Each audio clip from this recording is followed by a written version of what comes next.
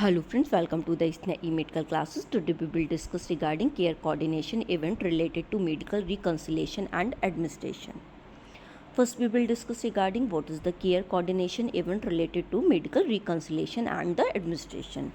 A care coordination event related to medical reconciliation and administration refers to a process in healthcare where healthcare is professional work together to ensure accurate and safe medication management for a patient. Care coordination event मतलब care का coordinate करना, किसके संग में कोई भी medical problem हो रही है, मेडिकल रिकन्सिलेशन, कोई भी मैनेजमेंट इशू आ रहा है, उसमें क्या करना है, केयर का जो है वो कोऑर्डिनेशन इवेंट जो है वो हमें मेंटेन करके रखना होता है. तो ये क्या होता है, जो केयर कोऑर्डिनेशन इवेंट जो भी related to the medical reconciliation होते हैं, रिलेटेड टू द एडमिनिस्ट्रेशन होते हैं, ये किससे रिफ़र करते हैं, ये हमारे हेल्थ केयर के आस्पेक्ट से रिफ़र करते हैं.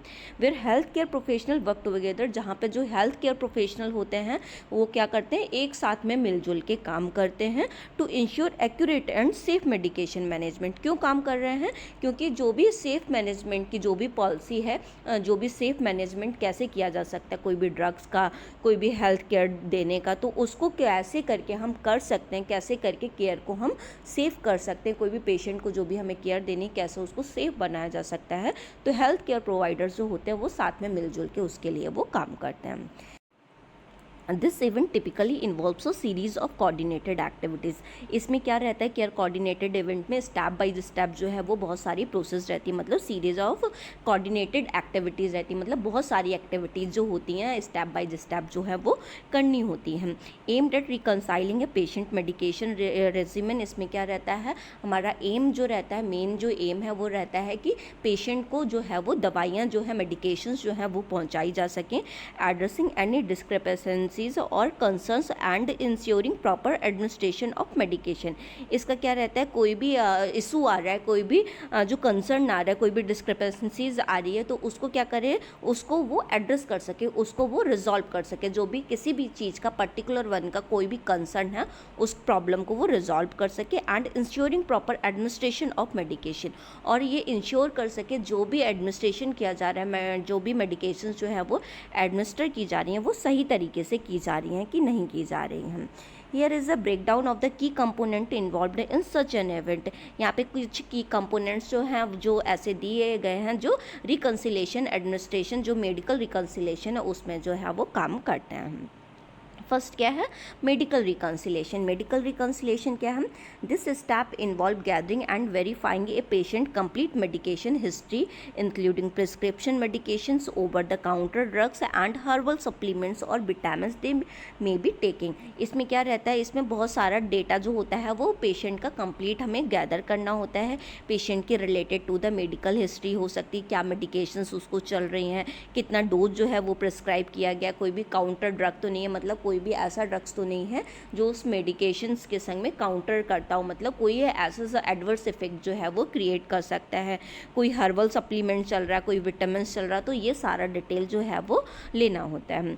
It also include reconciling discrepancies and inconsistency in the medication list across different health care setting और प्रोवाइडर्स. यहाँ पे क्या रहता है, हमें रिकनसाइल करना होता है, क्या करना होता है कि कोई भी इनकन्सिस्टेंसी आ रही है, मतलब ऐसा तो नहीं है कि जब हम मेडिकेशंस देने जा रहे हैं तो उसमें कोई प्रॉब्लम अकर हो जाए. तो ये सारी चीज़ें, ये सारा डेटा जो मेडिकेशंस आ रही हैं उनका कौन सी आ रही, कौन सी अवेलेबल है, कौन सी नहीं है, ये सारा डेटा जो होता है डिफरेंट हेल्थ केयर सेटिंग्स का हमें जो है वो हेल्थ केयर प्रोवाइडर्स को लेना होता है कि कहाँ कितना जो मेडिकेशंस जो है अवेलेबल है, उनके डोजेस क्या हैं, वो किसको दी जाएंगी, ठीक है, अभी हमारे पास कितना अवेलेबल है. तो ये सारा जो चीज़ें हैं ये हमें गैदर करनी होती हैं. मेडिकेशन रिव्यू, हमें मेडिकेशंस जो हैं वो उनका रिव्यू को भी करना होता है. Once the medication history is collected a comprehensive review of each medication is conducted. जब मेडिकेशंस जो हैं वो उनकी हिस्ट्री ले ली जाती है कि कहाँ कौन सी कितनी मेडिकेशंस जो हैं वो दी जा रही हैं, तो क्या करते हैं उसके बाद में मेडिकेशन का रिव्यू लेना जो है वो स्टार्ट करते हैं. फॉर एग्जाम्पल जैसे कि हमें फ़ीवर है, फ़ीवर के लिए हमें दवाई देनी है, ठीक है, फ़ीवर के लिए 2-3 मेडिकेशंस जो हैं वो अवेलेबल हैं, तो हमें उनका रिव्यू लेना है कि कौन सी मेडिकेशन किस सिचुएशन में कैसे फीवर में वो ज़्यादा इम्पैक्टेड होगी, मतलब ज़्यादा कौन असरदार होगी, हमें उनका रिव्यू लेना है और कैसे सिचुएशन में वो इम्पैक्ट कर रही है, कैसा इफेक्ट कर रही है, ये सारा हमें उसका रिव्यू लेना है। This include assessing the appropriateness, doses, interaction and potential side effect of each medication. हमें सारा कुछ रिव्यू करना होता है, जैसे कि हमें उसका क्या पर डोज पता करनी होगी, हमें उसका इंट्रैक्शन पता करना होगा कि वो बॉडी के अंदर जाके कैसे करके इंट्रैक्ट करती है, कौन सा केमिकल कंपोजिशन है उसके अंदर जो मिक्स है, उसके पोटेंशियल साइड इफ़ेक्ट्स क्या हो सकते हैं। जब पर्सन जो है वो मेडिकेशंस ले रहा है तो ये क्या साइड इफ़ेक्ट जो है वो कॉज कर सकती है। The health care team including physician, nurses and pharmacist collaborate to evaluate the necessity of each medication and make necessary adjustment. इसमें क्या रहता है, जो भी फिजिशियन, जो भी फार्मासिस्ट, डॉक्टर, नर्सेस जो भी साथ में काम कर रहे होते हैं, ये एक साथ में मिलकर कोलैबोरेट करते हैं और जो भी नेसेसिटी के अकॉर्डिंग, जो भी चीज़ के अकॉर्डिंग जो भी चेंज आता है उसके संग में वो एडजस्ट करते हैं और जो प्रायोरिटी बेस पे जो भी नेसेसिटी होती है उसको हम रखते हैं। Next one, care plan development. फिर क्या करना होता है, केयर प्लान डेवलप करना होता है।